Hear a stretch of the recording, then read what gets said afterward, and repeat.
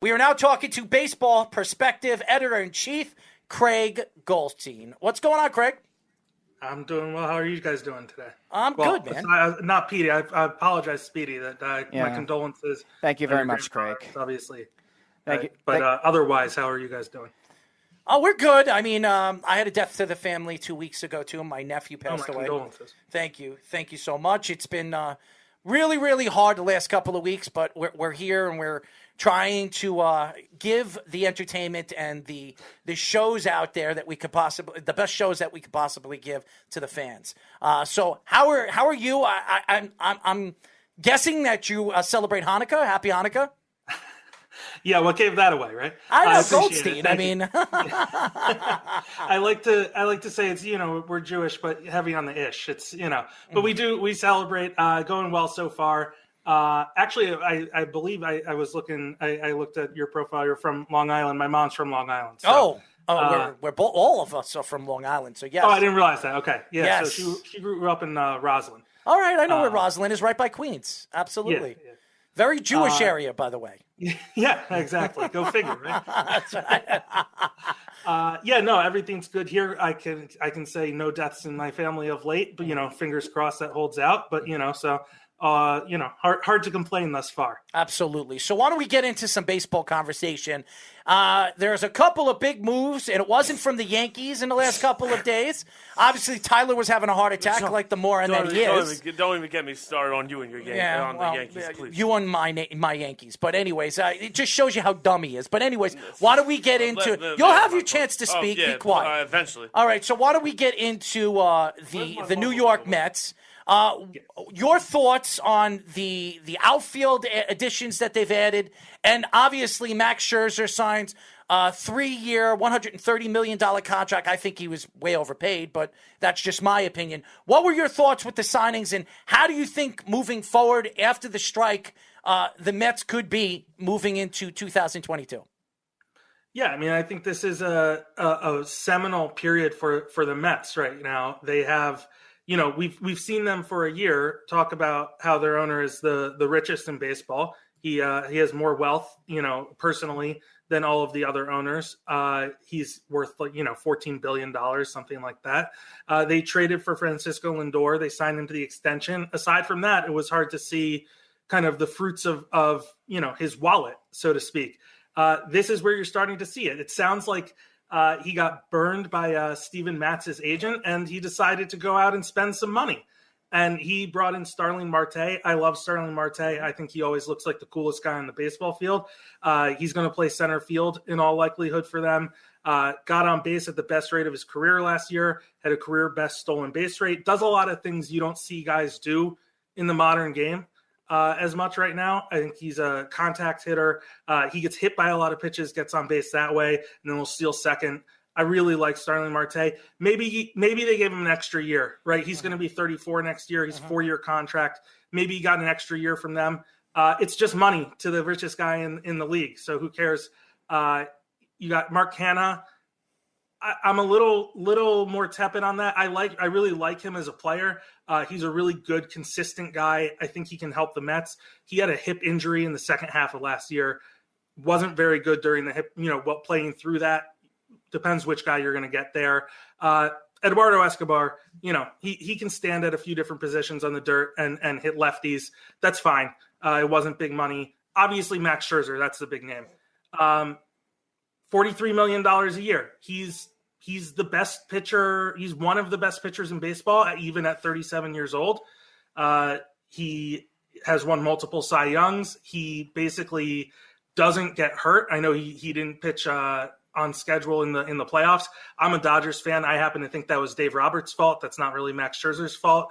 I don't really have a problem giving one of the top 5 pitchers in baseball huge money on a 3-year contract. I understand. Well, you say he's overpaid. Where's the overpayment coming? He's the top 5 pitcher in baseball.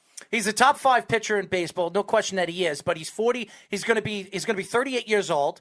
And right. Yes, he's never been injured. Now he's going to come to New York. He's going to come to the Mets, who, by the way, every time they bring a player in, they get hurt. So sure. I don't trust that you're paying a 38-year-old $43 million a year, the highest contract from any pitcher, any players making it in Major League history. No, I don't care how many Cy Youngs he's won. I don't care how many he's won one championship his whole career.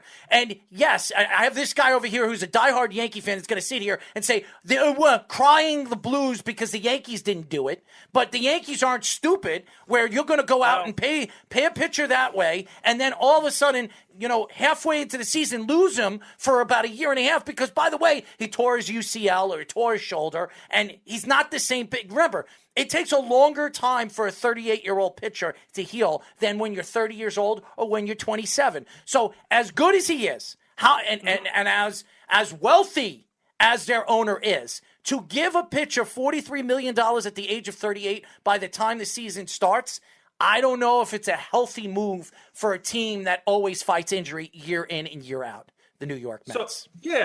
So the injury point on the Mets, they've earned that, right? They constantly say this guy is day-to-day and he misses, I don't know, if you're Jed Lowry, a year and a half. Or Jacob DeGrom. Right. Or Jacob DeGrom. Or DeGrom, right? Well, DeGrom, analyzed himself. He kind of said, I'm not even dealing with the training staff. My elbow is what it is. But I hear you on that. The flip side is they're the Mets and they have to have someone pitch for them. Mm-hmm. So when the guy's on the mound, they need someone who's going to be good, right? Because they also traded for Jordan Yamamoto last year, depth guy. No one has to give a crap about Jordan Yamamoto, right? But he also got hurt. Okay, so if everyone gets hurt when they go to the Mets still need guys to throw pitches and they need guys to throw innings, right? So you might as well pay for someone who's going to be damn good when he's on the mound.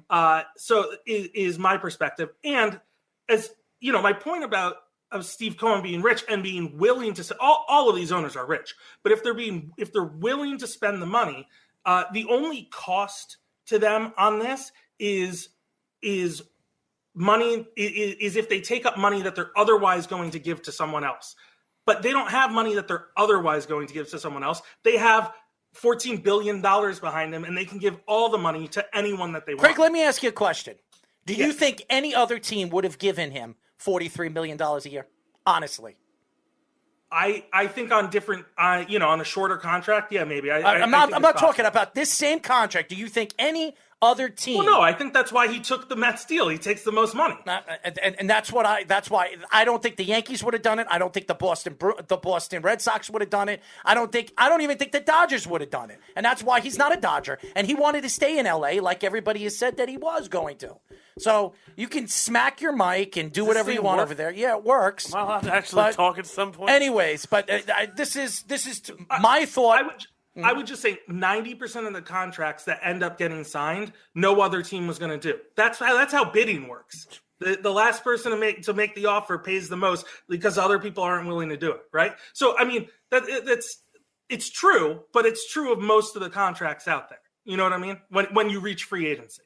So I want to ask more about the length because while the money could definitely be a stretch for $43 million, we've never seen it before. The length I like because, it's not something that you have to worry about because he's a durable pitcher. And also we're seeing now because it's more of a bullpen game, starting pitching, it still matters, but teams are being more creative with it. So these top pitchers outside of Garrett Cole with the Yankees recently are getting more shorter contracts. Do you think that's a trend that continues? Do you think there's other factors to it, maybe with the pending strike that could happen? What do you think are the biggest reasons for that? Well, I think the biggest reason for the length of his contract is what Errol referred to. It's his age. I mean, he's 37 years old. He's going to be 38 next year. You're just not going to get a 5-7 year contract and something like that. We're seeing younger guys sign. Corey Seager, I know he's not a pitcher, but Corey Seager just signed a 10-year contract. Marcus Semien is 32, just signed a 7-year contract. Carlos Correa is going to get 10 or 12 years. Again, these are all hitters, I understand, but even the pitchers, Kevin Gausman got 5 years. Robbie Ray got 5 years. Those guys are going to get 5+ years. I do think it's hard. If you go back a few years, the Dodgers don't. Their front office policy is not to sign pitchers for more than 5 years. To go 6 years on any pitcher, it's a long-term outlay. But when you go shorter, you push the average annual value up. So if someone wanted to go to 4 years for Scherzer, he wouldn't have gotten 43. He might have gotten 40 a year, 38 a year, something like that. By spreading it out, that you bring down the average annual value. When you shorten it, you push it up. That's brilliant. That finally someone with common sense. That's why the AAV went up. You didn't give him 5 years. You gave him 3. So, therefore, you're paying him 5 years and 3. Ask your question. Oh, God, Jesus. So, I'll address the Yankees side Maybe of you this. show up to shows that there aren't guests, and maybe that would be different. But go ahead, ask your question. I missed one show. Talk before Jesus. before I skip you on that one. Oh, Sorry, I'm really Bill. afraid. Sorry, Craig. So, anyway. No problem.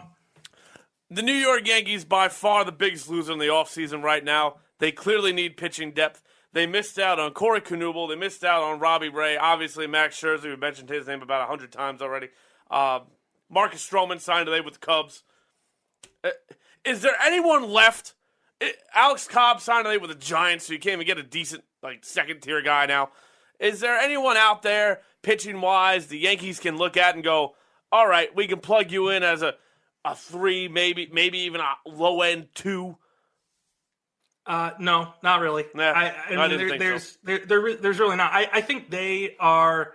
Well, we'll see what they do. I wouldn't be surprised if they end up trying to address that via trade. That's where I think they're going. I think we all know Oakland is looking at tearing things down this year. I know the Yankees are interested in Matt Olson. I could see Sean Manaea being involved if they wanted to do, add multiple guys. Frankie Montas, probably they're willing to move at some point. We'll see what they end up, if anything ends up happening. But I would expect them to address that via trade. Luis Castillo, the Reds are supposedly listening on. You're not going to go back to Sonny Gray, even though he's been good since you left. No, the Yankees. I meant Sean Manaea will be Sonny Gray 2.0. Certainly, but it can't be worse than Andrew Hayden. Also, you're saying they haven't done anything. Joely Rodriguez doesn't get it done for you?